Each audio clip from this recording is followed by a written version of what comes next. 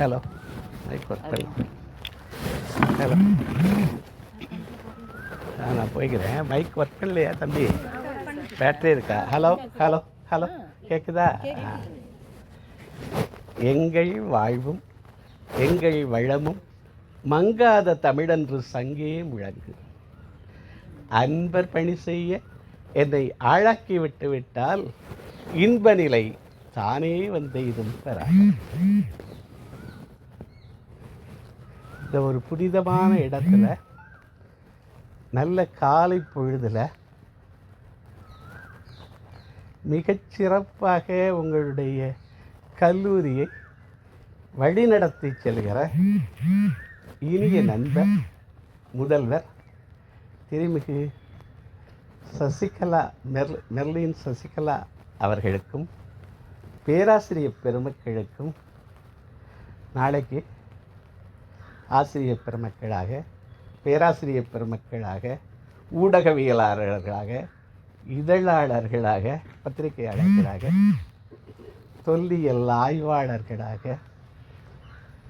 IAS ஐபிஎஸ்களாக மலரப்போகிற இனிய நண்பர்களான உங்களையும் நண்பர்களையும் வணங்கி மகிழ்கிறேன்.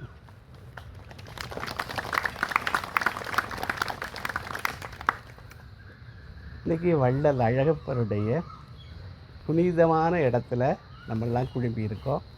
நானும் வள்ளல் அழகப்பரால் பயன்பெற்றவன். 1971 இந்த கல்லூரியில் 67 to 71 அழகப்பா கல்லூரியில் கெமிஸ்ட்ரி படித்தேன். ஆனால் கெமிஸ்ட்ரியை விட்டுட்டு எல்ஐசிங்கிற ஒரு மாபெரும் நிறுவனத்தில் 40 ஆண்டு காலம் ஒரு கிளரிக்கலாக தொடங்கி டிவிஷனல் மேனேஜர் வரைக்கும் பணி வரைக்கும் அடைந்தேன். அதற்கப்புறம் எனக்கு ட்ரைனிங் அங்கே இருந்தது, பிடிச்சிருந்தது. நீங்கள் எல்லாம் ட்ரைனிங்க்கே மலரப்பொரிய ஆசிரியர்களாகவே நான் அந்த ட்ரைனிங் பிடிச்சிருந்ததுனால ஒரு பேஷன் மாதிரி அதில் ஒரு 14 ஆண்டுகளாக இப்போ நான் இந்த சாஃப்ட் ஸ்கில் ட்ரைனிங் அதுகளெல்லாம் நடத்திட்டு இருக்கேன்.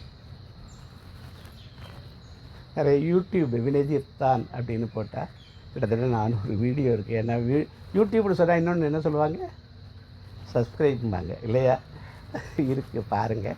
அதில் நிறைய ஆங்கில புத்தகங்களை தமிழில் சொல்லியிருக்கேன். பயிற்சி உரைகள் இருக்குது, இலக்கியம் சார்ந்திருக்கு.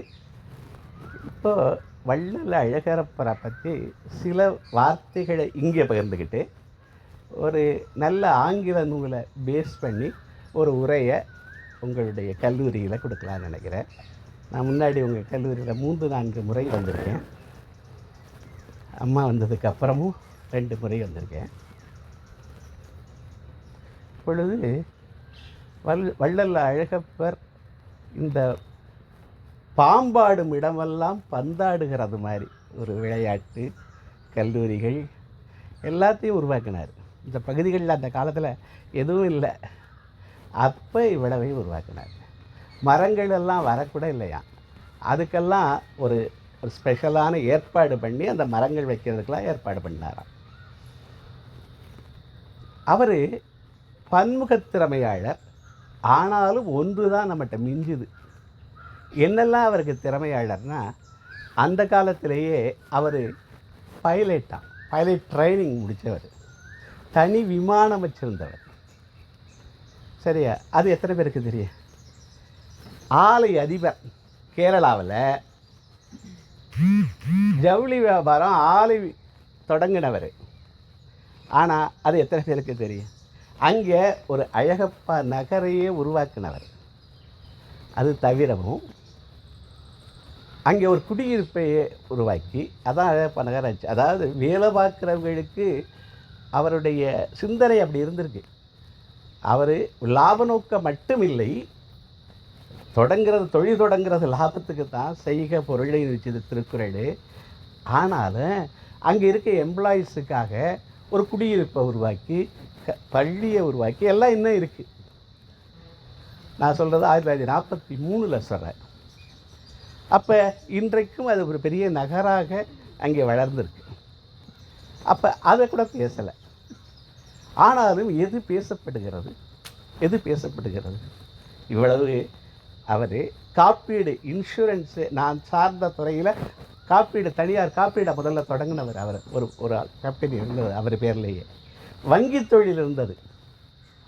இவ்வளவு இருந்தாலும் தேடியும் அள்ளி கொடுத்த அழகன்னு அவருக்கு பேரே அப்படி அமைஞ்சிருச்சு. அழகன், அழகப்பர் அப்படின்லாம் அமைஞ்சிருச்சு. அந்த அழகு எதில் இருக்குது அவருக்கு அப்படின்னு நினச்சி பார்க்குறீங்களா? எதில் அவருடைய அழகு? எதில் அழகு? உடலை கூட நோக்கி கொடுத்துட்டாருங்கிறாங்க. அப்போ அவருடைய அழகு எது? கொடைவள் கிவிங் தான் சொல்கிறாங்க. வாழ்க்கையுடைய மிகச்சிறந்த ஒரு கொள்கை லா ஆஃப் கிவிங்கிறாங்க, கொடுத்தல் விதிங்கிறாங்க. ஈத்துவக்கும் இன்பம்னு சொல்லிச்சு. தமிழ் என்ன சொல்லுது? என்ன இன்பமா? ஈத்து உவக்கும் இன்பம். அவர் ஒரு வணிக குடி. அதில் வருமானத்துக்குள்ளே தான் செலவிடணும்னு இருக்குது. ஆகாறு அழவிட்டிதாயினும் கேடு இல்லையா. ஆகாறு வருகிற வழி பெருசாக இருந்தால் பெருசாக இருக்கணுமா, போகிற வழி சிறுசாக இருந்தால் பரவாயில்லைங்கிறாரு. நீங்கள்லாம் என்னென்னமோ படிக்கிறீங்க, நிறைய ஃபினான்ஸும் படிங்க. ரிச் டேட் புவர் டேட், மணி காம்பவுண்டிங் எஃபெக்ட், பல புத்தகங்கள் இருக்குது தம்பி, அதெல்லாம் படிங்கிற. சரியா? பணம் சார்ந்தும் நம்ம சொல்லிக் கொடுக்கலைங்கிறாங்க. அப்போ அவர் வர்றதுக்கு முன்னாடி செலவழிச்சாராம். இந்த காலேஜ் திறக்க போகிறேன்னு சொல்லிடுவாராம். வருமானத்துக்குள்ளே தான் செலவு பண்ணணுங்கிற ஒரு இதில் வந்தவர், கட்டுப்பாட்டுக்குள்ளே வந்தவர், வளர்ந்தவர், வணிக மரபில் வந்தவர். ஆனால் அவர் அனௌன்ஸ் பண்ணிவிடுவாராம், இந்த கல்லூரியை பணம் இல்லையும்பாங்களா, பணத்தை பார்த்துக்கலாம்ப்பா வந்துடும் அப்படிம்பாராம். அப்படி செலவு பண்ணவர்.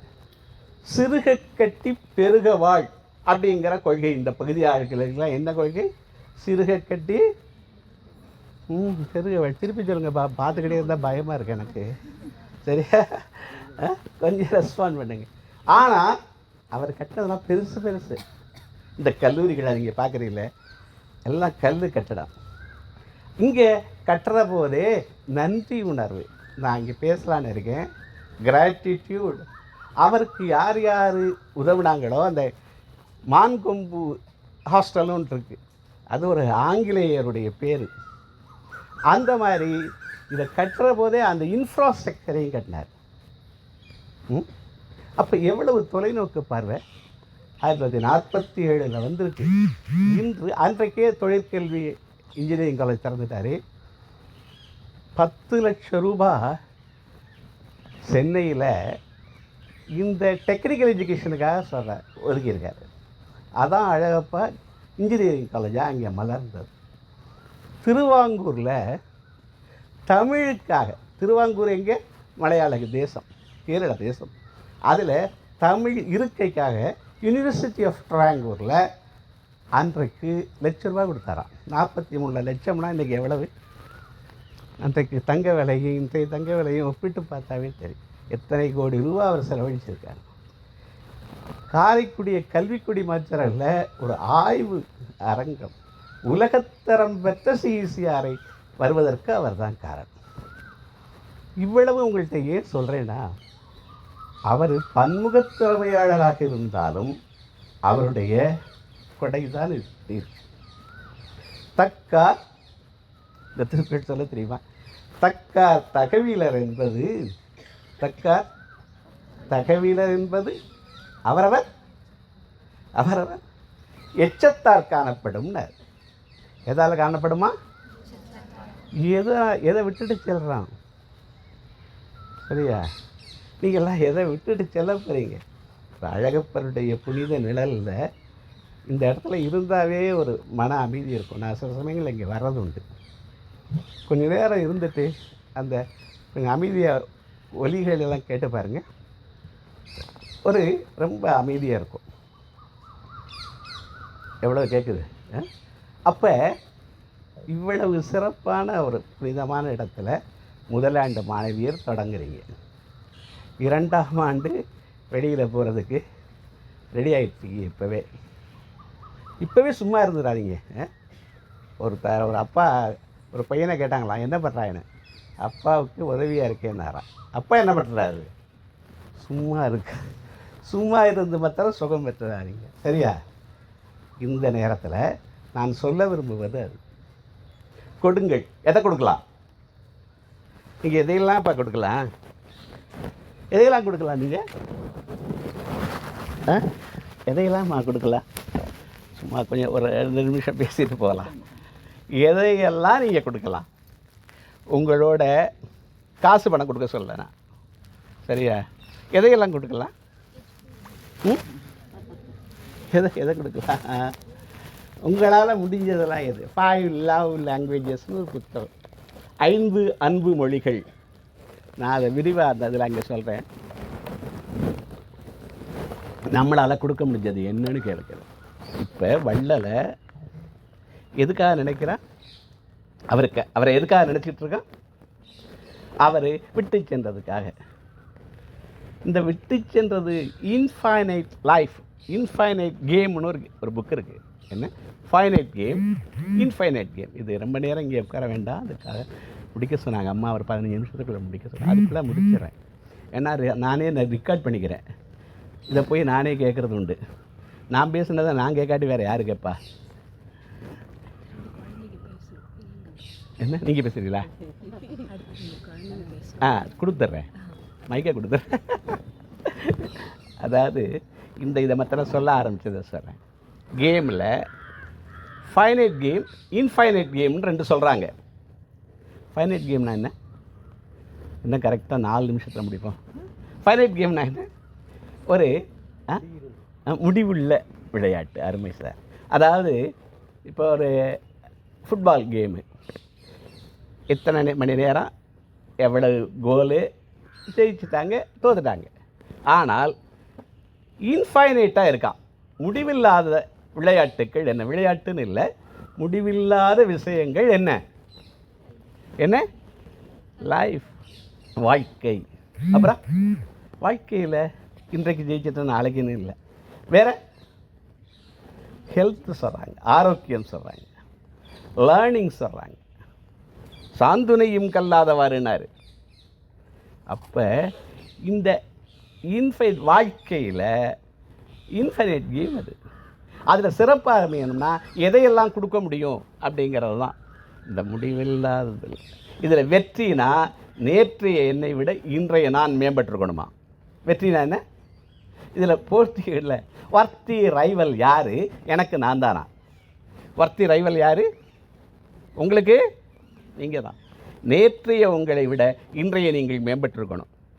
இன்றைய உங்களை விட நாளைய நீங்கள் மட்டுமல்ல, உங்களை சுற்றி இருக்கிறவர்கள் எல்லாரும் மேம்பட செய்தல் அப்படிங்கிறது தான் விட்டுட்டு போகிறதுங்கிறாங்க. அவர் மட்டும் பெரிய ஆலயதிபராக இருக்கலை, இத்தனை 1000 பிள்ளைகளை வழியாக அவர் வர வச்சிருக்கார்.